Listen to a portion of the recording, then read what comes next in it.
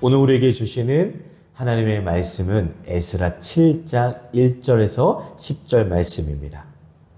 구약성경 719쪽에 있습니다. 오늘 우리가 같이 읽을 본문은 에스라 7장 10절만 우리가 한 목소리로 함께 읽도록 하겠습니다. 에스라 7장 10절입니다. 우리 한번 같이 읽겠습니다. 에스라가 여호와 율법을 연구하여 준행하며 율례와 규례를 이스라엘에게 가르치기로 결심하였었더라. 아멘. 아멘. 이 시간 에스라 시리즈 10번째 시간입니다. 이 시간 에스라 7장을 중심으로 에스라의 결심이란 제목으로 말씀을 같이 나누길 원합니다. 이 자리에 참석한 우리 모든 분들에게 하나님의 은혜가 함께 하시기를 축복합니다. 아멘. 여러분 2025년도 우리가 공식적으로는 첫 번째 드리는 수요 예배입니다. 벌써 에스라 10번째 시간을 보내오고 있어요. 작년에 이어서 올 한 해도 에스라서를 통해 성전 이전 준비와 우리 개인의 영적 준비가 잘 되어 하나님께서 일하시는 놀라운 한 해가 되기를 소망합니다. 아멘. 본문은 본서 7장부터 10장까지의 내용에 관한 서문이라 할 수 있는데요. 저자는 에스라 개인에 관한 일반적인 설명과 함께 그들 무리가 예루살렘으로 귀환하게 된 민족적 그 인물을 언급하고 있습니다. 우리가 에스라서를 계속 살펴보고 있죠. 그런데 이제 드디어 7장에서 에스라가 핵심 인물로 등장합니다. 에스라라는 이름의 뜻은 도움이란 의미가 있습니다.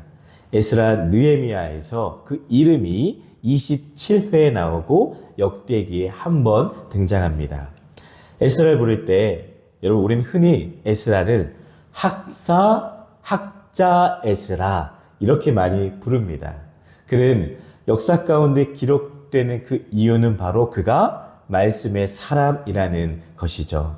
느헤미야는 행정력, 지도력, 스룹바벨은 민심을 얻는 힘이 있었다면 학사 에스라는 오직 말씀, 이스라엘 하나님께서 주신 모세의 율법에 익숙한 학자였습니다.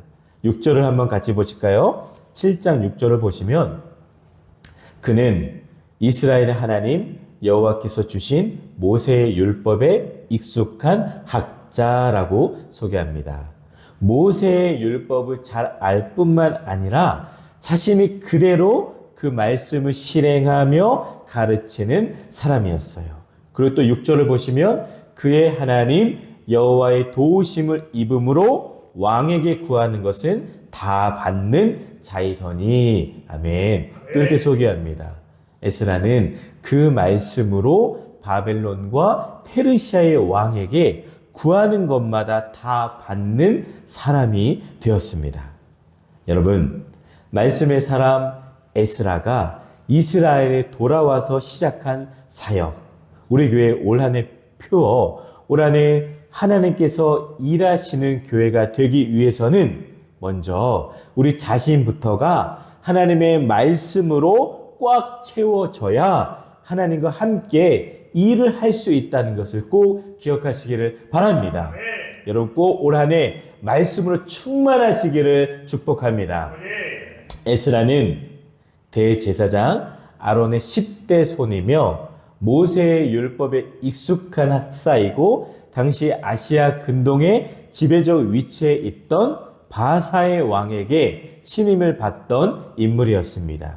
그는 바벨론 70년의 포로 생활을 이제 다 청산하고 나라를 재건하며 민족의 신앙 부흥을 위해서 당시에 위대한 일했던 지도자 중에 한 사람이었습니다. 스룹바벨의 지도하에 무너졌던 성전은 재건되었습니다. 예배도 부활되었습니다. 절기가 지키게 되었죠. 그러나 문제는 이스라엘의 백성의 정신적인 문제였습니다. 이스라엘 백성들의 정신적인 개혁이 문제였습니다. 에스라가 바벨론에서 돌아와서 보니까 백성들의 내적, 외적 상태가 전혀 준비가 되어 있지 않았습니다. 에스라는 그래서 내적인 개혁, 영적인 개혁의 문제 앞에 직면했습니다. 이것을 어떻게 해야 될까? 어떻게 풀어가야 할까? 무엇이 필요할까? 백성들에게 무엇부터 해야 할까? 하며 에스라는 새로운 결심을 하게 됩니다. 호세 선지자가 호세 4장 6절에서 내 백성이 지식이 없으므로 망하는도다 라고 안타까워했던 것처럼 하나님의 율법에 대해 무지하고 소홀히 하였던 과거를 돌이켜보며 새로운 결심을 합니다. 이스라엘을 위하여 에스라 그는 율법 학자로서 헌신하기로 큰 결심을 내립니다. 사랑하는 성도 여러분, 오늘 우리는 하나님의 말씀을 통해 에스라라는 인물을 만나고 그의 결심이 우리에게 주는 교훈을 나누기를 원합니다. 에스라는 이스라엘 백성이 바벨론 포로 생활을 마치고 예루살렘으로 돌아가는 역사적 사건의 중심에 있었던 인물입니다. 그는 하나님의 말씀과 그 뜻을 따르고 지키고 가르치는데 헌신했던 인물로 그의 삶은 오늘날 우리에게 큰 도전을 줍니다. 본문 말씀인 에스라 7장 1절에서 10절은 에스라가 예루살렘으로 돌아가게 된 배경과 그의 준비를 기록하고 있습니다. 특별히 우리가 오늘 같이 읽었던 10절 말씀을 다시 한번 보실까요? 에스라가 후반부 결심하였었더라. 아멘. 이 에스라의 결심을 보여주며 그의 삶의 방향성을 설명합니다. 사랑하는 우리 주양 가족 여러분, 이 시간 에스라의 결심을 통해 우리 같이 은혜 받고 도전받기를 원합니다. 그는 먼저 어떤 결심을 했냐? 첫 번째, 연구하기로 결심했습니다. 아멘이십니까? 우리 한번 같이 고백하겠습니다. 연구하기로 결심했습니다. 결심했습니다. 아멘. 본문 10절을 보시면 에스라가 여호와의 율법을 연구하여 라고 했습니다. 그는 바벨론에서 이미 학문을 많이 닦은 사람이었어요. 공부를 많이 한 사람이에요. 왕의 신임을 얻을 만큼 훌륭한 경력을 소유한 사람입니다. 말씀, 율법 분야에 있어서도 대단한 수준의 학사입니다. 그러나 그가 이스라엘 백성들을 위하여서 다시 율법을 연구하려 했기로 결심을 했습니다. 에스라는 누구죠? 에스라는 7장을 보시면 에스라를 소개를 하는데요. 제사장 계열의 후손이고 하나님의 말씀을 깊이 연구하며 그것을 삶의 기초로 삼은 자였습니다. 7장에서 에스라를 소개할 때 특별히 족보가 나오는데요. 족보를 먼저 기록하는 의도는 에스라가 아주 대단한 사람인 것을 보여주기 위함이죠. 에스라가 유다 공동체를 이끌 새로운 지도자로서 손색이 없을 정도로 좋은 혈통의 인물인 것을 강조합니다. 그의 말씀에 대한 연구는 단순히 개인적인 지적인 호기심을 충족시키기 위한 것이 아니라 하나님의 뜻을 알고자 하는 열망에서 비롯이 되었습니다.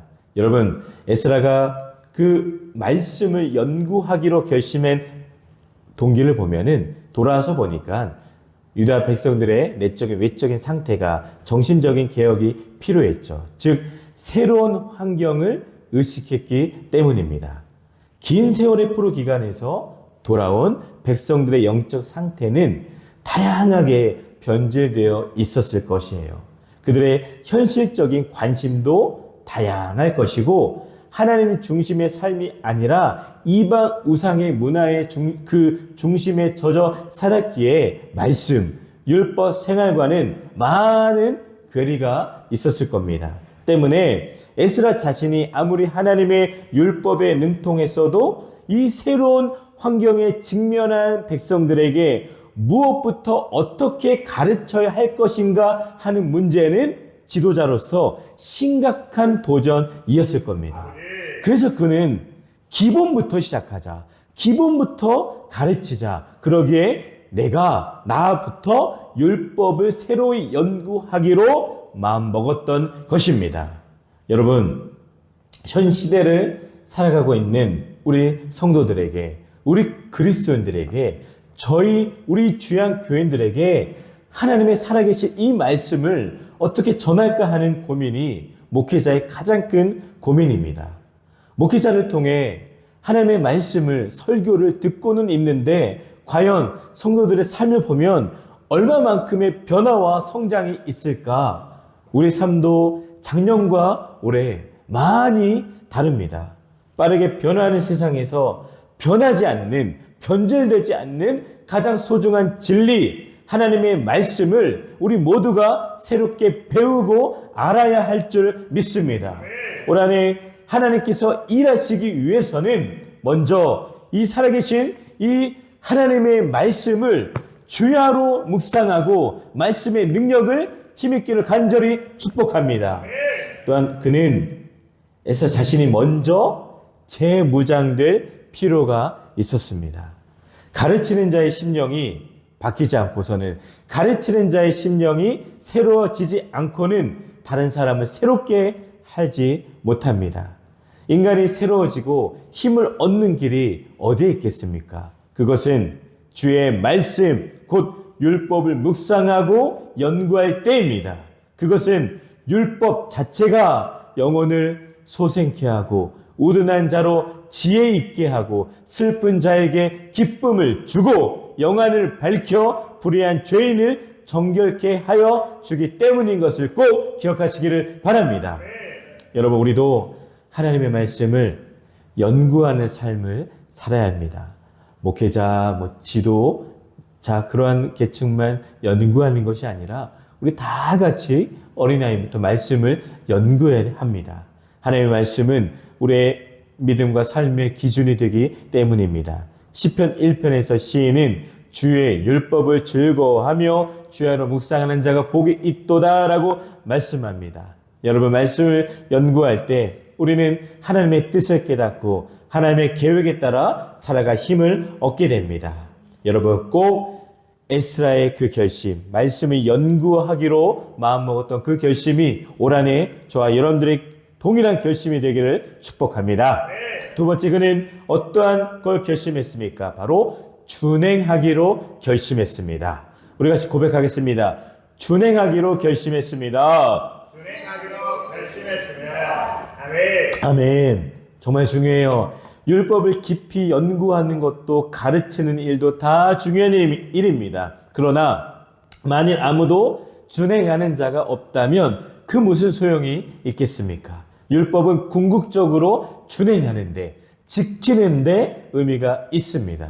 율법을 준행함으로 생명의 길로 나아가게 됩니다. 말씀을 연구하는 것만으로는 충분하지 않습니다. 말씀을 공부하는 사람 사실 굉장히 많이 있어요.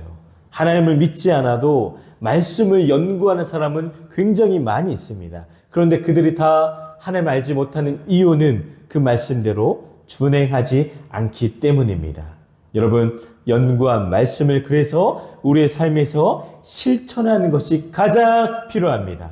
에스라는 단순히 율법을 아는 지식인에 머물지 않고 자신이 연구한 말씀을 본인도 동일하게 삶에 적용하는 자였습니다. 야고보서 1장 22절에서 너희는 말씀을 행하는 자가 되고 듣기만 하여 자신을 속이는 자가 되지 말라라고 말씀합니다. 우리가 말씀을 준행할 때, 실천할 때 그 하나님의 말씀의 능력이 우리 삶 속에서 나타납니다. 이런 점에서 에스라는 훌륭한 모델이 되어 주었습니다. 율법을 연구하는 자신이 먼저 솔선수범하여 먼저 준행하였습니다. 여러분, 율법을 준행해야 할 몇 가지 이유가 있어요. 첫 번째는 왜 지킬까요?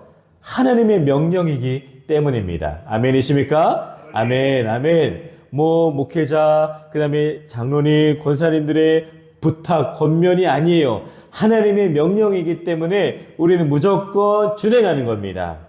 열왕기하 17장 13절에 나의 종 선지자들로 너희에게 전한 모든 율법대로 행하라 라고 말씀합니다. 하나님의 명령은 지켜도 되고 안 지켜도 되는 선택의 여지가 없습니다. 거기에는 오직 순종의 길뿐인 것을 꼭 기억하시기를 바랍니다. 또 왜 지킬까요? 이게 바로 생명의 길이기 때문입니다.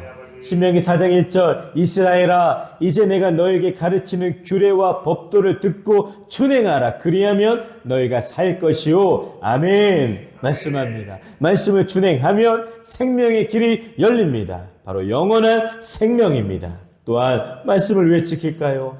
축복을 받기 때문입니다. 신명기 28장 2절 우리가 다 너무나 좋아하는 구절이죠. 내가 내 하나님 여호와의 말씀을 순종하며 이 모든 복이 내게 임하며 내게 미치리니. 아멘. 율법의 준행은 율법의 실천은 그래야 축복의 조건이 되는 겁니다. 그런데 꼭 깨닫고 기억해야 될 사실은 율법을 준행하지 않으면 그것은 곧 저주의 조건이 된다라는 사실입니다. 여러분 또 말씀을 왜 지킬까요? 바로 율법은 온전히 이루어질 것이기 때문입니다. 주님은 마태복음 5장 18절에 진실로 너에게 이르노니 천지가 없어지기 전에는 율법의 1.1핵이라도 반드시 없어지지 아니하고 다 이루리라. 아멘. 말씀하셨습니다. 이 말씀처럼 율법은 온전히 이루어질 것입니다. 때문에 모든 성도는 그 말씀을 준행치 않으면 안 됩니다. 사랑하는 여러분, 에스라의 두 번째 결심, 준행하기로 결심한 그 결심이 저와 여러분 올 한 해 그 단단한 결심이 되시기를 다시 한번 주님의 이름으로 축복합니다. 에스라의 마지막 결심은 가르치기로 결심했습니다. 우리 같이 고백하겠습니다. 가르치기로 결심했습니다. 가르치기로 결심했습니다. 아멘. 맞아요. 마지막으로 에스라 그는 율법을 이스라엘 백성들에게 잘 가르치기로 결심했습니다. 자신의 삶에서 끝나지 않고 자신의 깨달은 말씀을 다른 이들에게 나누고 가르쳤습니다. 이것은 그의 사명감에서 비롯된 행동이죠. 우리는 율법의 효능과 율법을 준행해야 될 이유를 알았습니다. 이와 같이 율법이 소중하며 사람의 영혼을 소생시키고 변화시킬 수 있는 것이기에 에스라는 이스라엘 민족을 위해서 율법을 친히 가르치기로 결심을 했습니다. 에스라는 이스라엘 민족이 바벨론의 그 70년 포로 생활의 비극을 겪어야만 했던 이유도 다른 데 있는 것이 아니라 바로 그 백성들이 하나님의 율법을 저버린 데 있다고 생각했습니다. 하나님의 율법은 개인과 민족을 소생케 하고 준행하는 개인과 민족은 축복을 받습니다. 그러나 준행치 아니할 때는 개인도 민족도 이스라엘처럼 비극을 겪게 됩니다. 여러분 올 한 해 우리 정말로 말씀을 잘 듣고 지키고 가르쳐서 그 하나님의 축복이 놀라운 약속이 이루어지기를 기도합니다. 오늘날 우리도 복음을 전하고 말씀을 나누는 사명을 받았습니다. 마태복음 28장 19절에서 20절에 주님은 우리에게 가서 모든 민족을 제자로 삼으라 라고 명령하십니다. 말씀을 가르치고 나누는 일은 목회자들만의 사명이 아닙니다. 우리 각자가 에스라처럼 하나님의 말씀을 전하는 도구가 다 되어주시기를 주님의 이름으로 부탁을 드립니다. 말씀을 정리합니다. 그러면 여러분 에스라의 그 세 가지 결심을 들었는데 그러면 우리의 결심은 무엇이 되어야 하겠습니까? 에스라의 결심은 단순히 한 사람의 결단에 머무르지 않습니다. 그의 결심은 공동체를 변화시키고 하나님의 뜻을 이 땅에 이루는 놀라운 도구가 되었습니다. 오늘 우리는 에스라의 삶을 우리도 역시 본받아 세 가지 결심이 있어야 합니다. 먼저 하나님의 말씀을 연구하기로 결심합시다. 다음은 하나님의 말씀을 준행하기로 결심합시다. 마지막으로 하나님의 말씀을 가르치기로 결심하는 우리 모두가 될 줄 믿습니다. 이 결심을 통해 하나님께서 우리의 삶을 변화시키고 우리를 통해 이 땅에 하나님의 나라를 세우실 것을 믿습니다. 기도하겠습니다. 사랑의 하나님, 에스라 결심을 본받아 우리도 하나님의 말씀을 연구하고 실천하며 가르치는 삶을 살게 하소서. 우리의 결심을 통해 하나님의 뜻이 이루어지고 우리 주변에 복음의 빛이 널리 퍼지게 하여 주시옵소서. 예수님의 이름으로 기도드립니다. 아멘.